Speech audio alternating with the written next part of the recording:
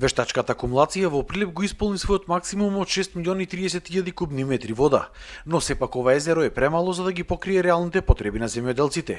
Само за Прилеп годишно недостигаат уште минимум 3 милиони кубни метри вода, а додека пак општините Кривогаштан и Долнени скоро и да немаат никакви хидросистеми.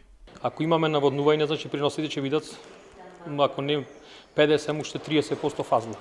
Долненска општина како производител на 5,5-6 милиона килограми тутун неопходно е. Кај можности за наводнување нема никакви сила.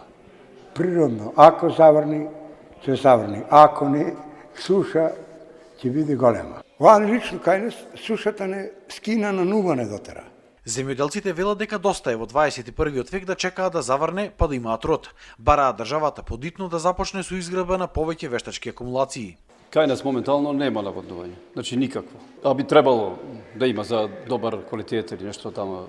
Ние би плаќале, не е проблем, решиме колку треба.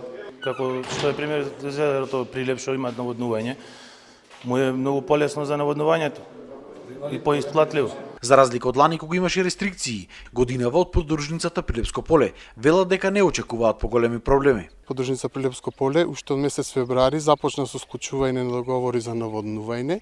Договорите се склучуваат под истите услови и според истите цени како и претходните години. Од Министерството за земјоделство вела дека со програмата за рурален развој за 2018 биле обезбедени 11 милиони евра за инвестиции во водостопанската инфраструктура, но сепак за Прилепско, барем за сега, не е предвидена изградба на нова акумулација за брзо време.